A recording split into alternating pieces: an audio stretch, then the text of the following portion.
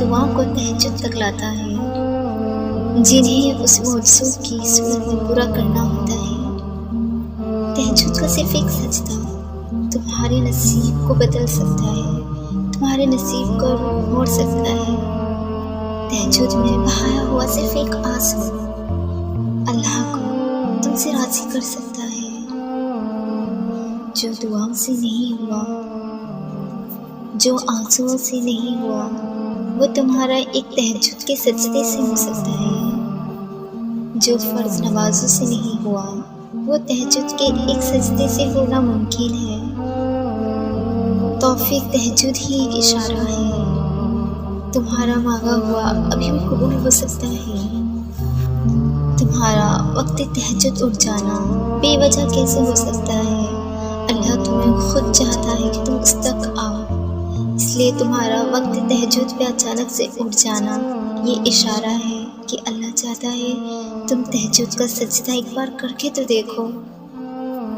جو دروازہ ایک بار بند ہو چکا ہے وہ تہجد سے کھول سکتا ہے دوبارہ۔ ڈرو نہیں، اس تہجد کے اندھیرے میں ہی تمہارے لیے کوئی روشنی کا اجالا، کوئی روشنی کا دروازہ کھلا ہو سکتا ہے۔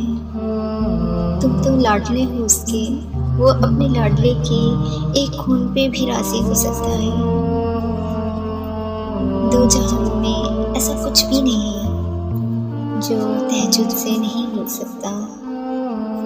جو تہجد قضا نہیں کرتے، اللہ بھی پھر ان کی محبت کو، ان کے لیے ان کی محبت کو اپنے پاس امانت سنبھال لیتا ہے، صرف ان کے لیے جو اللہ کی محبت کو سب سے اول رکھتے ہیں۔ اللہ بھی پھر ان کی محبت کو قضا نہیں ہونے دیتا۔ تم اس کی محبت کا حق ادا تو کرو، پھر وہ تمہاری محبت کا بھی حق ادا کر دے گا۔ تم اللہ کی چاہت کے آگے اپنا سر تو جھکا دو، پھر وہ تمہاری چاہت کے آگے یہ دنیا جھکا دے گا۔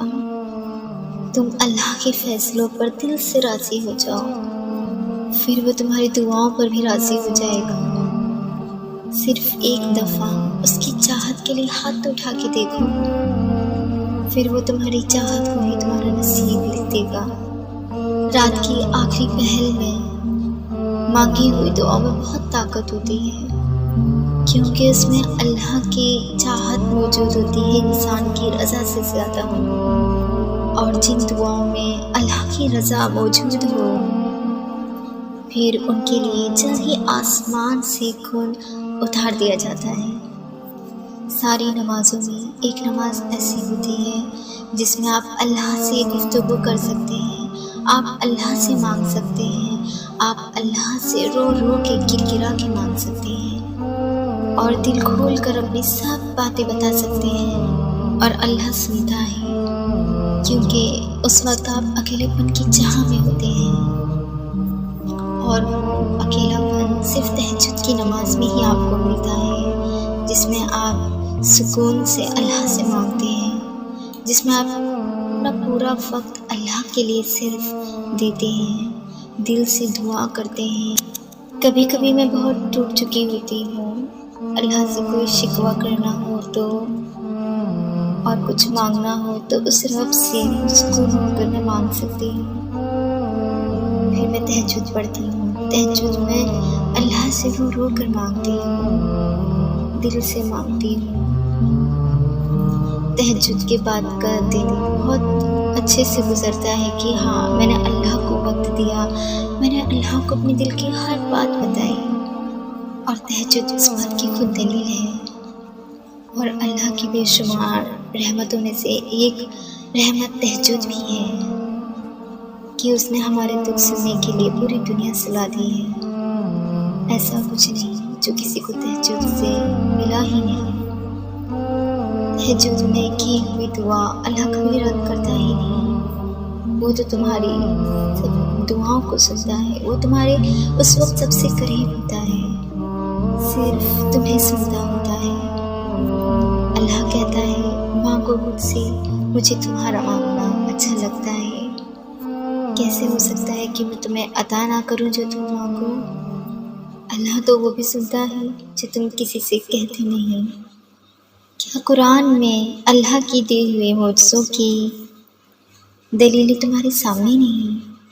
کیا تمہیں موسیٰ علیہ السلام، یوسف علیہ السلام کا قصہ یاد نہیں؟ کیا ایسا کچھ ہے جو اللہ کے کن سے ہو سکتا نہیں؟ ایسا دونوں جہاں میں کچھ نہیں جو اللہ کی نظر سے دور ہو۔ اللہ تو ہر ایک چیٹی کی دل کی بات بھی جانتا ہے، وہ تو سچ جانتا ہے، وہ تو چاند تاروں کی خاموشی بھی جانتا ہے۔ اللہ تو رحمان الرحیم ہے، وہ دیتا ہے سب جو تم مانگتے ہو اس سے۔ اللہ تو الوہاب ہے، نہ ہو اس سے نا امید، وہ تو ہر امید تمہاری پوری کرے گا۔